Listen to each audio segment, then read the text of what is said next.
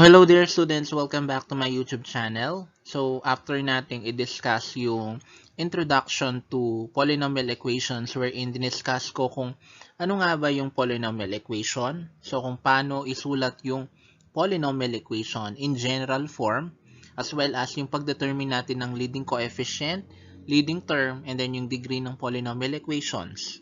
So for this particular video lesson, so this will be our last week for Grade 10 Mathematics Quarter 1. So, we'll have finding the roots of polynomial equations. So, kung meron tayong roots ng quadratic equations, so we also have roots of polynomial equations. So, for our lesson objectives, first, we will define fundamental theorem of algebra. Next, we will determine the real roots of a polynomial equation. So, pag sinabi nating real, totoo. Next, we will apply zero product property, factor theorem, and rational root theorem in finding the roots of polynomial equations. So, yung zero product property, factor theorem, and rational root theorem, familiar na kayo dyan. So, uulitin lang natin ulit. So, kung paano yung process ng paggamit ng methods na yan. So let's have fundamental theorem of algebra. If p of x is a polynomial equation of degree n and with real coefficients, then it has at most n real roots. So basically, ang ibig sabihin lang po ng theorem na yan. So nakadepende dun sa degree ng given equation ang bilang ng real roots. So, bakit tayo meron dyang word na at most? Hindi po kasi ibig sabihin, halimbawa, ang degree ng equation natin is 3. 3 na agad yung real roots. So, kaya nilagay po yung at most dyan, it's because maaring dalawa, isa, o kaya no real roots po yung given equation. So, meron po tayong mga equations na kung ano yung highest degree, yun din ang bilang ng real roots. So, we also have polynomial equations na kung saan hindi ibig sabihin na yung degree, halimbawa, is 4, yun din ang bilang ng real roots. So, depende po yun sa pag-solve. Like, for example, x to the 15th power minus 1 is equal to 0. So, itong equation na to, it has at most 15 real roots. So, bakit nasabi natin it has at most 15 real roots? It's because yung highest degree ng ating equation is 15. So, again, it doesn't mean na yung highest degree natin is 15, yun na agad yung bilang ng real roots. Next, x to the 4th power minus 5x cubed minus 9x squared plus 10x minus 8 is equal to 0. So, the highest degree of the given equation is 4. So, therefore,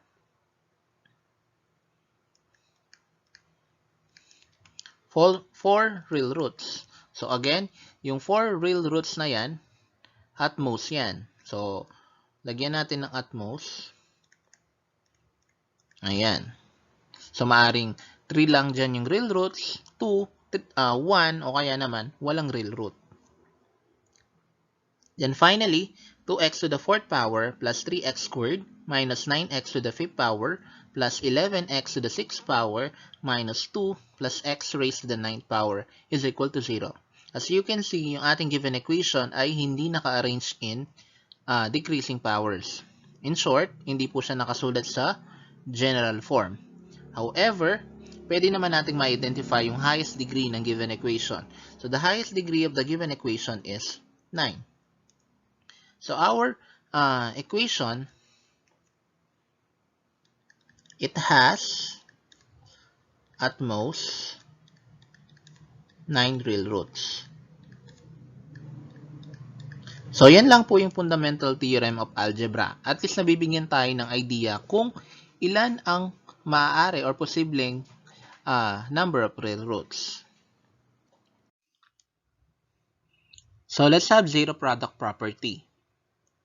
The zero product property states that if AB is equal to 0, then either A is equal to 0 or V is equal to 0 or both. So, kapag minultiply natin yung A tsaka sa B, kailangan yung product is 0. So, ibig sabihin, isa dun sa A or B o maaring sila pareho equal to 0. So, tandaan, any number, any term, multiply to 0, the answer is 0. So, let's have an activity. Use the zero product property to identify the roots of the following polynomial equations. Note, in general, if a root occurs n times, it is called a root of multiplicity n. So, kapag may mga root na umulit ng ilang beses, halimbawa 2 beses, 3 beses, o higit pa, so isusulat natin yun as a root of multiplicity n. So, halimbawa, yung root is 2. So, and then 3 times siya nag-occur. So, susulat natin yun as 2 root of multiplicity 3. Okay? So, let's have number 1. The quantity x plus 5 times x plus 2 times x minus 1 is equal to 0. So, applying zero product property, so dito muna tayo sa x plus 5 equals 0. So, ang gagawin lang po natin dito is isusubtract natin yung 5 to both sides.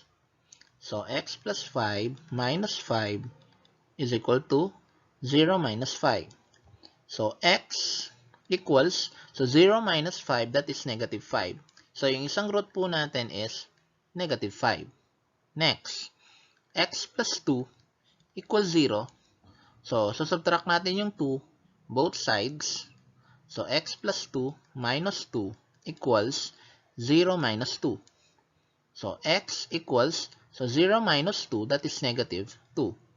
So, yung isa pa nating root is negative 2.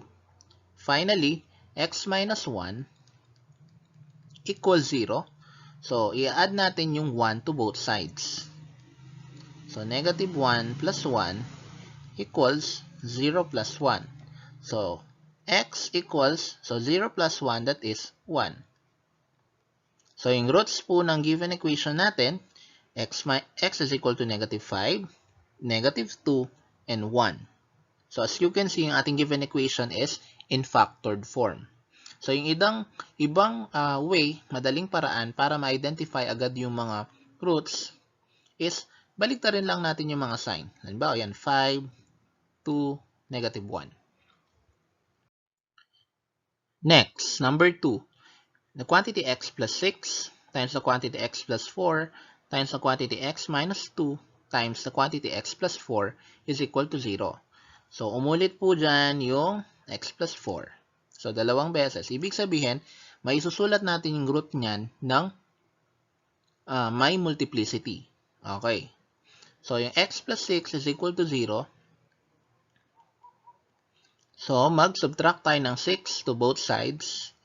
So, x plus 6 minus 6 equals 0 minus 6. And that is x equals negative 6.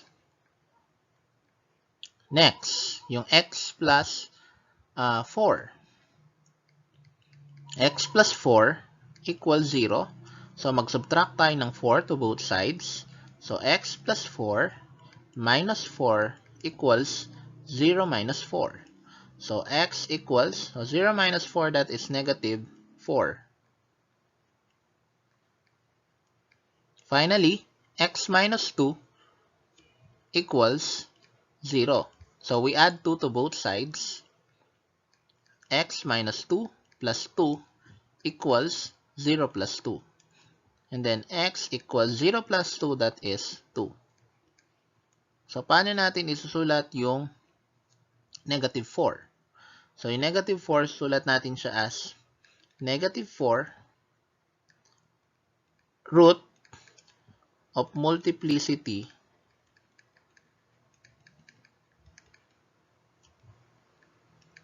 2. Okay, so negative 4 yung root. And then, multiplicity 2. Bakit 2? It's because dalawang beses po siya nag-occur.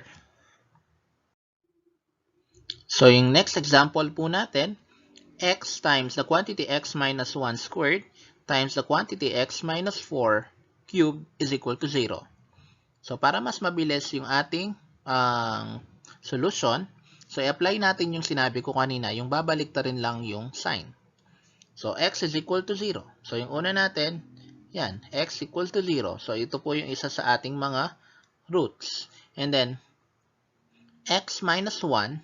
So, baliktarin natin yung negative 1. So, that is x equals 1. And then, since dalawang beses siya lumitaw, 1 root of multiplicity 2. Okay, so next, x minus 4 raised to 3 or quantity cube. So magiging x equals 4. Kabaliktaran ng negative is positive. And then since lumitaw siya ng tatlong beses, 4 root of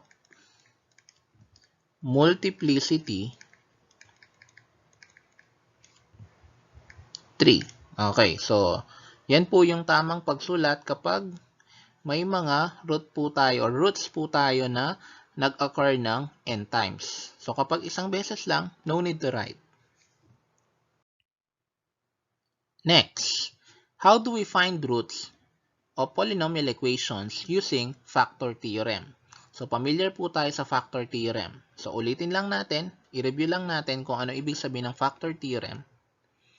So the polynomial p of x has a factor of x minus r if and only if p of r is equal to 0. So sa madaling salita, magiging factor lang ng given polynomial yung x minus r kapag ang remainder ay 0. So dito po, magiging root lang po ng equation natin yung root na yon, yung particular root na yon, if and only if the remainder is equal to 0.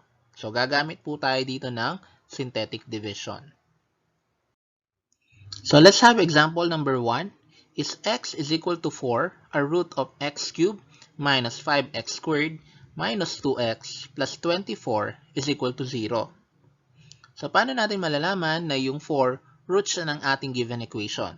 So gagamit po tayo ng synthetic division. So I hope familiar pa rin po kayo sa process ng synthetic division. So yung una natin gagawin, so isulat natin yung coefficients ng ating given equation. So, paano yun? So, yung una, x cubed, that is 1. And then negative 5x squared, that is negative 5. Negative 2x, that is negative 2. And then the constant term, 24. And then, yung root natin, which is 4. So, sulat lang natin dito sa loob ng box. And then, yung next step natin, yung 1, i-bring down natin. Then, multiply natin yung 1 dun sa 4. So, 1 times 4, that is 4. Then, we add negative 5 plus 4, that is negative 1. We follow the sign of the bigger value and then we proceed to subtraction. Next, negative 1 times 4, that is negative 4. And then, we add same sign, negative 2 plus negative 4, that is negative 6. And finally, negative 6 times 4, that is negative 24. So if we're going to add 24 and negative 24, that will become 0. So to answer the question, 4 is a root of x cubed minus 5x squared minus 2x plus 24 is equal to 0. So paano natin kukunin yung iba pa niyang roots? So you can see yung sagot natin, ayan, 1, negative 6. Pwede po natin yan i-transform into, in terms of x. So, yung 1, that is x squared. Nagma-minus lang po tayo ng 1 kasi yung highest degree natin is 3. And then, negative 1, this will become negative x. And then, yung negative 6, yun po yung constant term. And then, equals 0. So, yung process po natin dito, factoring. So, x squared minus x minus 6 is equal to 0. So, what are the factors of negative 6 that when added will give a sum of the middle coefficient? So, negative 1 yung coefficient ng x, yung middle term. So, yung factors ng negative 6, negative 3, and positive 2. So, isulat lang natin yan as x minus 3 times x plus 2 is equal to 0. And then, x minus 3 is equal to 0. That is x equals 3. And then x plus 2 is equal to 0. That is x equals negative 2. So, yung roots po ng ating given equation are 4, 3, and negative 2. So, as you can see, kung i-apply natin yung fundamental theorem of algebra, so, masasabi natin na kung ano yung highest degree or yung degree ng given equation natin, yun din ang bilang ng roots. So, yung highest degree natin is 3, yung bilang ng roots natin is also 3. So, finding the roots of polynomial equations using Rational Root Theorem. So, by the way, bago ko explain ulit yung Rational Root Theorem, so may mga videos po ako about Factor Theorem, Remainder Theorem, and Rational Root Theorem. So, kung naguguluhan po kayo, so, maaari nyo po yung panoorin. So, ayan po ulit ang definition ng Rational Root Theorem. And then, a sub n should not be equal to 0. So, yung leading coefficient natin hindi po dapat maging 0. And then, yung constant term natin should not also be equal to 0. And then, if p over q in lowest terms is a root of the polynomial equation where p is a factor of a sub 0 and q is a factor of a sub n. Okay. So, sa paggamit ng Rational Root Theorem, so hindi niya po binibigay dito yung actual roots po ng given equation. So, binibigyan lang po tayo ng possible rational roots. And then, yung p, factor nga siya ng constant term, yung numerator. And then, yung q na denominator, factors po ng leading coefficient. So, para mas maging malinaw po yan, let's have an example. So for our last example, we have 2x cubed minus 13x squared plus 23x minus 12 is equal to 0. So let's identify the constant term. So the constant term is negative 12. The leading coefficient here is 2. So yung mga leading coefficients ng mga naunang example natin kanina is equal to 1. But for this example, hindi na siya equal to 1, which is 2. Okay? So, kapag ang leading coefficient natin is not equal to 2, expect nyo na meron tayong roots na fraction. So, kung ilan, depende sa kalalabasan ng ating solution.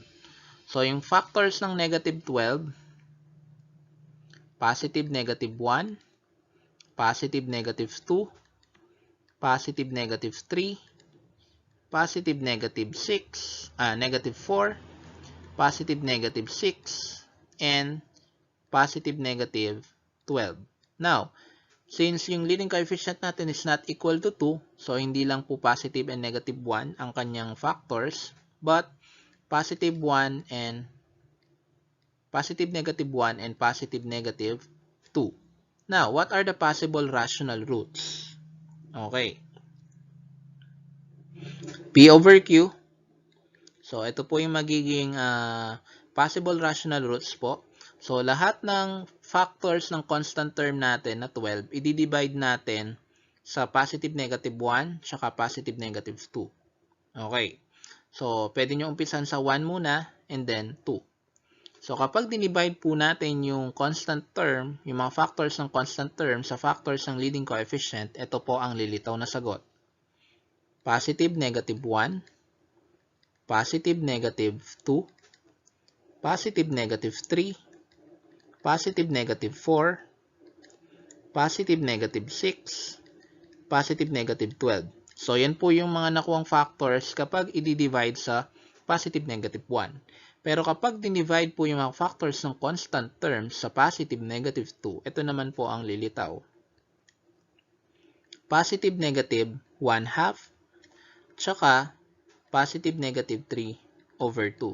So, bakit dalawa lang yung nakuhang factors natin nung dinivide natin yung mga factors ng constant term sa positive negative 2? It's because umulit na lang po kasi yung sagot. Like for example, ito. Positive negative 2. I-divide mo sa positive negative 2. So, ang mga lilitaw na sagot, positive negative 1 na na ilista na natin kanina. Okay, kasi yung P over Q kailangan naka-lowest term. So, yan lang po yung mga possible rational roots. So, ilang pares? 1, 2, 3, 4, 5, 6, 7, 8. So, there are 16 possible rational roots. So, sa 16 na yan, at most 3 lang naman or 3 lang ang pwede nating sabihin na actual roots sila ng equation. Okay, so unahin natin is yung positive 1. Okay? So, positive 1. So, sulat lang natin yung mga coefficients ng given equation natin. 2x cubed, that is 2. Negative 13x squared, negative 13. 23x, that is 23. Negative 12, constant term. And then, sulat natin yung 1. Bring down 2. So, 2 times 1, that is 2. And then, negative 13 plus 2, that is negative 11. So, negative 11 times 1, that is negative 11. 23 plus negative 11, that is positive 12. 12 times 1, that is 12. Finally, negative 12 plus 12, that is 0. So, 1 is a root. Ayan. And then, gagawin natin yung process na ginawa natin kanina. Yung transform natin into quadratic equation and then ipa-factor natin. Okay. So, ayan. Nakuha nating sagot, 2, negative 11, 12. Okay, and then yung remainder nga is 0. So, magiging 2x squared minus 11x plus 12 equals 0. Okay, so yung ating numerical coefficient for x squared is not equal to 1. So, kapag ganito po, kailangan po natin gumamit ng tinatawag na AC method. So, sir, what is AC method? We will multiply the numerical coefficient of ax squared and then the constant term. So, based from this given equation, so a is 2 and then 12 is c. Okay, so i-multiply natin yon. Yung makukuha nating product is 24. So, 2 times 12, that is 24. Now, iisip tayo ng factors ng 24 ngayon na kapag pinag-add natin, lilitaw yung negative 11 na coefficient ng middle term. Okay, so yung factors ng 24 na kapag pinag-add, lilitaw yung negative 11 are negative 3 and negative 8. Okay, so negative 3 plus negative 8, that is negative 11. So, tama. Next, negative 3 times negative 8, that is 24. Okay? Positive 24. So, paano natin susulat ang sagot? So, ganito po. X minus 3,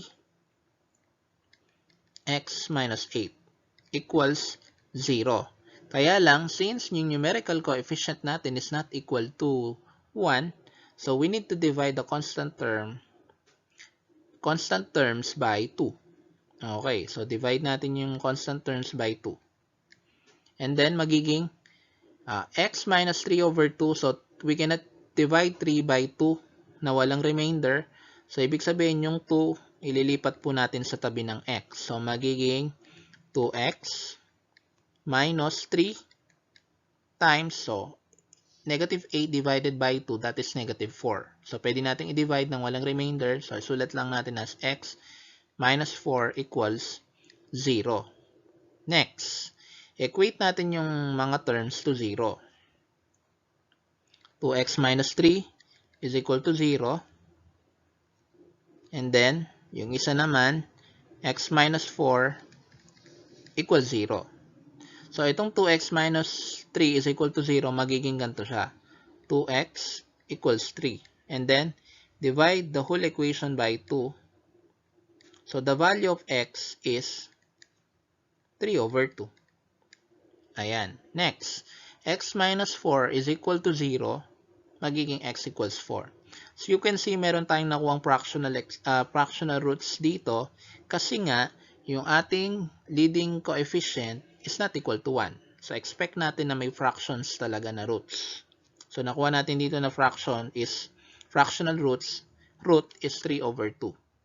Okay. So, yung mga nakuha nating roots, ayan, 3 over 2, 4, and then yung nakuha nating 1 kanina. So, pwede nating isulat dito. Rational roots are 1, 3 over 2, and 4. Okay? And then, paano natin isusulat yung equation? Pwede natin isulat yung equation as 2x minus 3 times x minus 4 times x minus 1 is equal to 0. Again, kapag minultiply natin yung mga terms na yan, ang lilitaw na sagot yung ating given equation, which is 2x cubed minus 13x squared plus 23x minus 12 is equal to 0. So, yan lang po yung discussion natin regarding rational root theorem. So, for our last lesson in Grade 10 Mathematics, Quarter 1, so we will be solving problems involving polynomials and polynomial equations. So I hope naging clear po yung pag-solve natin, paghanap po natin ng roots ng given polynomial equations. So again, kung nalilito kayo dun sa factor theorem, rational root theorem, so may separate videos po ako dun. So yun lang, maraming salamat.